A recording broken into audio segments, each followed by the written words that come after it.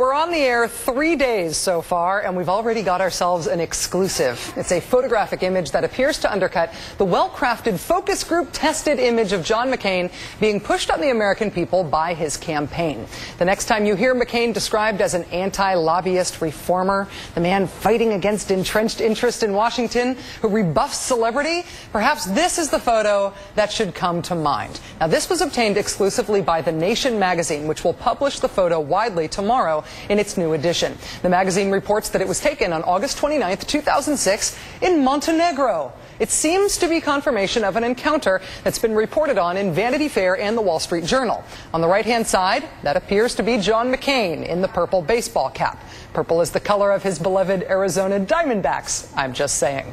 And you're probably thinking to yourself, you know, that guy on the left looks kind of familiar. And so does the woman who's with him.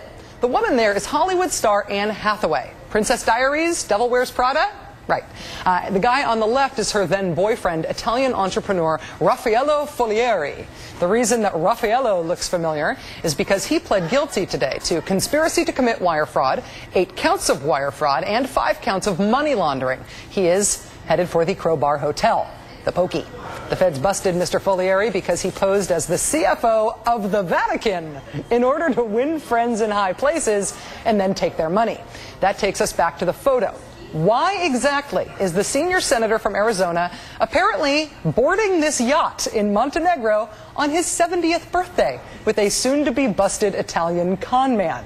Well, despite marketing himself as the anti-lobbyist, John McCain, in fact, has a campaign run by one of the biggest names in Washington lobbying, Rick Davis. And Davis has a Rolodex full of high-powered friends like Raffello Folleri, the con man, who The Nation reports hired Rick Davis's business partner shortly after this photo on the yacht was taken. The Nation will print this picture, which appears to be McCain getting on that yacht, in the edition that's out tomorrow. They also report that the guy walking the plank in front of McCain, shaking hands with Folleri, appears to be McCain's campaign manager, Rick Davis, but we can't confirm that. The McCain campaign has confirmed the senator's encounter with the con man guy, telling the New York Daily News it was, quote, entirely social, and nothing came of it. Which, by the way, begs the question of how it is Barack Obama who is the celebrity, when McCain is the one spending his birthday on a yacht in the Adriatic Sea with a Fabu movie star and her con man Italian boyfriend. And yes, that's the big point here. While Maverick McCain struts as a crusader against lobbyists, mocking Barack Obama as having celebrity status, this is the reality. The guy who announced his presidential run on Letterman, photographed on a yacht in Montenegro, hobnobbing with a celebrity and a con man, all because they share the same Washington lobbyist. Joining us now is Ari Berman from The Nation magazine, who co-wrote an article on this encounter with his colleague Mark Ames. The article is due out tomorrow. Hi, Ari. It's nice to see you. Thanks a lot for having me.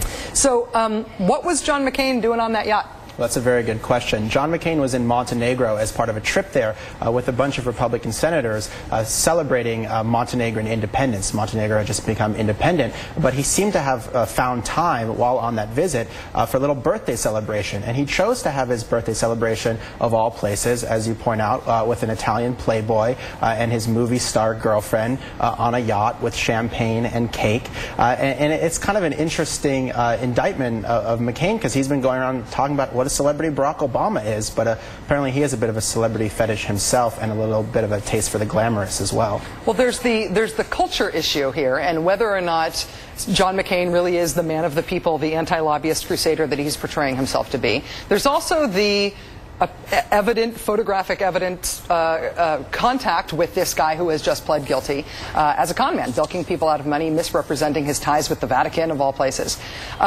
Do we know why Raffello Folleri, this guy who pled guilty today, do we know why he hired Rick Davis's lobbying firm, and whether or not that connection had anything at all to do with John McCain? Yeah, well, Rick Davis was clearly trying to make inroads with the McCain world. He was tight with the Clinton world. He was posing as a mega donor to Bill Clinton's foundation. He was tight with Bill Clinton's aides. He was in business with one of Bill Clinton's big donors, Ron Burkle. And so he wanted to do the same thing with McCain. He was playing both sides. So McCain's in Montenegro, I'll go to Montenegro. It's not the kind of place where Raffello Folleri would normally hang out. He'd probably find a more glamorous haunt.